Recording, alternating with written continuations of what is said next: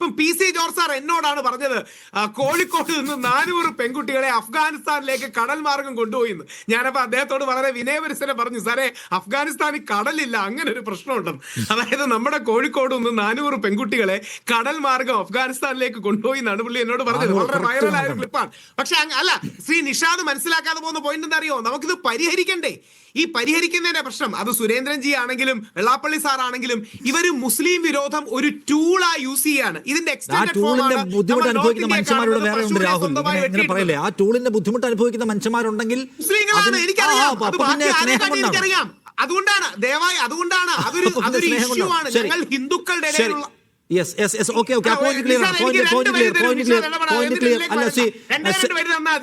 ഈ ഇഷ്യൂ മുസ്ലിങ്ങൾ മനസ്സിലാക്കിയില്ലെങ്കിൽ മുസ്ലിങ്ങളുടെ മനസ്സിലും ഇതേപോലെ കൗണ്ടർ ദേഷ്യം ഉണ്ടാവും. അതായത് യഥാർത്ഥത്തിൽ മുസ്ലിങ്ങൾ വേണമെന്നൊന്നുമില്ല, ചൈന മതി, ആരായാലും മതി. ഇപ്പൊ എന്തുകൊണ്ടാ കന്യാസ്ത്രീമാരെ എപ്പോഴും ജയിലിലിടുന്നത്? ഈ വിരോധം ഞങ്ങളുടെ സമയമില്ല. അല്ല, ഒറ്റ വരികയേ ഉള്ളൂ. ഈ വിരോധം സോൾവ് ചെയ്യണമെങ്കിൽ അതിന് മഹാത്മാഗാന്ധിയാണ് വഴി. ആരാണ് ഈ സ്പീച്ച് സ്റ്റോപ്പ് ചെയ്യേണ്ടത്? ആരാ ചെയ്യണ്ടേ? അതൊരു ഹേട്രഡിൽ നിന്ന് ഉണ്ടാകുന്നതാണ്. താങ്കൾ പറഞ്ഞു അതിന്റെ കൗണ്ടർ ആക്ഷൻസ് ഉണ്ടാക്കുമെന്ന് പറഞ്ഞല്ലോ. കൗണ്ടർ ആക്ഷൻസ് ഉണ്ടാക്കുമെന്ന് പറഞ്ഞു. അപ്പൊ ഇവിടുത്തെ ആക്ഷൻ നിർത്തിയാൽ കൗണ്ടർ ആക്ഷൻ ഉണ്ടാവും നിൽക്കില്ലേ? അങ്ങനെയല്ല, അതൊരു എംപ്റ്റിനെസ്, ഒരു സ്പിരിച്വൽ എംപ്റ്റിനെസ് നിന്ന് വരുന്നതാണ്. അത് മാറ്റാൻ ഗാന്ധി മാർഗം മാത്രമേ വഴിയുള്ളൂ. നമ്മുടെ അനുഭവിക്കുന്ന ഒരു പ്രശ്നത്തെയാണ് ഇപ്പൊ രാഹുൽ ഈശ്വർ ഒരു സിദ്ധാന്തത്തിൽ കൂടെ വളയ്ക്കാൻ ശ്രമിക്കുന്നത്. അടുത്തൊരു PA പൗരൻ, കേരളത്തിന്റെ ഈ കാര്യത്തിലുള്ള പ്രതിരോധം വളരെ വീക്കാണ് എന്ന അഭിപ്രായം താങ്കൾക്കുണ്ടോ? ഞാൻ ചോദിക്കുന്നത് എൻറ്റയർ കേരള സൊസൈറ്റിയുടെ കാര്യമാണ്. മിസ്റ്റർ നിഷാദ്, ഈ റാം നാരായണന്റെ കാര്യത്തെപ്പറ്റി സംസാരിക്കാൻ വേണ്ടി ഈ നടത്തിയ ചർച്ചയിൽ സിംഹഭാഗവും അപഹരിച്ചത് വെള്ളാപ്പള്ളി ഇഷ്യൂ ആണ്. വെള്ളാപ്പള്ളിയെ പറ്റി അന്തരിച്ച സുമാർ അഴീക്കോട് പറഞ്ഞത് ചന്ദനമരത്തിൽ ചുറ്റിക്കിടക്കുന്ന ഒരു വിഷപ്പാമ്പാണ് വെള്ളാപ്പള്ളി എന്ന് പറഞ്ഞത്. അത് അഡ്മിറ്റ് ചെയ്യുവാൻ പലർക്കും ബുദ്ധിമുട്ടുണ്ട്. കാരണം അതെല്ലാം രാഷ്ട്രീയമാണ്, സാമ്പത്തികമാണ്. അതുകൊണ്ട് തന്നെ വെള്ളാപ്പള്ളി നടേശനെ പോലെയുള്ള ഒരാളെ ടോളറേറ്റ് ചെയ്യാന്ന് പറഞ്ഞാൽ, കേരളത്തിൽ ടോളറേറ്റ് ചെയ്യാന്ന് പറഞ്ഞാൽ 51% വരുന്ന ഒരു വിഭാഗത്തിന് സാധിക്കുകയില്ല എന്നുള്ള കാര്യം വ്യക്തമായിക്കൊണ്ടിരിക്കുന്നു. അപ്പോൾ RSSനെ സംബന്ധിച്ചിടത്തോളം 1948 മഹാത്മാഗാന്ധിയെ വെടിവെച്ച് കൊന്ന ഇത് RSSകാരായതുകൊണ്ടാണ് ആയിരിക്കാം അന്നത്തെ ആഭ്യന്തര വകുപ്പ് മന്ത്രി സർദാർ വല്ലഭായ് പട്ടേൽ പറഞ്ഞത് RSS is a communal poison എന്നാണ്. അന്ന് ഈ RSSന് ഇന്ത്യൻ രാഷ്ട്രീയത്തിൽ സ്ഥായിയായ സ്ഥാനമുണ്ടായിരുന്നില്ല. ഒരു MLA പോലും ഉണ്ടായിരുന്നില്ല, ഒരു പഞ്ചായത്ത് മെമ്പർ പോലും ഉണ്ടായിരുന്നില്ല, ഒരു MP പോലും ഉണ്ടായിരുന്നില്ല.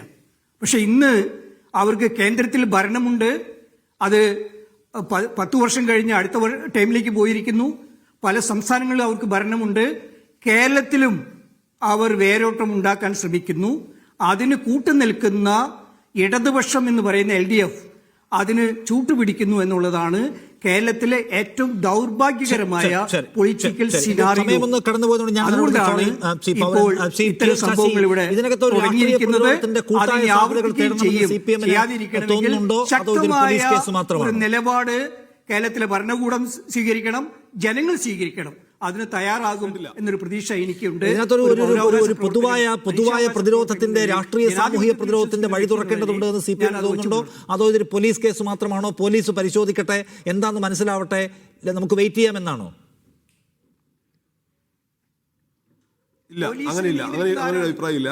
തീർച്ചയായും വംശീയമായ ആളുകളുടെ മനസ്സിൽ അപരമത വിദ്വേഷം പടർന്നു പിടിക്കുന്നത് നമ്മളെ പോലുള്ള കേരളം പോലുള്ള ഒരു പുരോഗമന സമൂഹത്തിന് ഒരു നിലയിലും യോജിക്കാനാവില്ല. അക്കാര്യത്തിൽ നമുക്ക് മറ്റെല്ലാം വിട്ട്, അതായത് അപരമതം വിദ്വേഷം പ്രതിക്കുന്ന ഏതാണ്, RSS ആയിക്കോട്ടെ, ഏത് സംഘടന ആയിക്കോട്ടെ, അതിന് ആ നിലയിൽ തന്നെ കാണണം. പിന്നെ ഒറ്റ കാര്യം കൂടി ഞാൻ പറഞ്ഞ് അവസാനിപ്പിക്കാം. ഇവിടെ ശ്രീ അനു പറഞ്ഞത് നിങ്ങൾ ഇങ്ങനെ പോയാൽ തോറ്റുകൊണ്ടേ ഇരിക്കുമെന്നാണ്. ഒരാശങ്കയും നിങ്ങൾക്ക് വേണ്ട, ഞങ്ങൾ തോറ്റുകൊണ്ടേ ഇരുന്നോട്ടെ. ഒരു കൈയിൽ RSSനെയും മറുകൈയിൽ SDPI നെയും ജമാഅത്ത് ഇസ്ലാമിനെയും കൂടെ കൂട്ടിക്കൊണ്ട് പ്രാദേശികമായി നിങ്ങൾ ഉണ്ടാക്കുന്ന ഇത്തരം തെരഞ്ഞെടുപ്പ് വിജയങ്ങളോട് ഞങ്ങൾക്ക് യാതൊരു പ്രതിബദ്ധതയുമില്ല, താല്പര്യമില്ല. ഞങ്ങൾ 100 തെരഞ്ഞെടുപ്പിൽ തോറ്റാലും ഞങ്ങൾ പറയും RSSനെയും ജമാഅത്ത് ഇസ്ലാമിനെയും SDPഐനും തള്ളിക്കൊണ്ടല്ലാതെ മതനിരപേക്ഷത പറയാതെ ഈ നാട് മുന്നോട്ട് പോകാനാവില്ല. ചിലപ്പോൾ ഞങ്ങൾക്ക് നഷ്ടം ഉണ്ടാവും, ഇനിയും നഷ്ടം ഉണ്ടാവട്ടെ, ഞങ്ങൾ ഇനിയും തോൽക്കട്ടെ, ഞങ്ങൾക്ക് കേരളത്തിൽ ഭരണം പോട്ടെ, എന്ത് സംഭവിച്ചാലും കോൺഗ്രസിനെ പോലെ തരാതരം പോലെ വർഗീയതയെ ഇരു കൈകളും കൂട്ടി സ്വീകരിച്ച് ഞങ്ങൾക്ക് ഒരു അധികാരവും വേണ്ട എന്ന് പറഞ്ഞു കൂടി വെക്കുകയാണ്. കോൺഗ്രസിനെ എന്ത് സംഭവിച്ചാലും തൃശ്ശൂർ മേയർ NDA കൂടെയാ.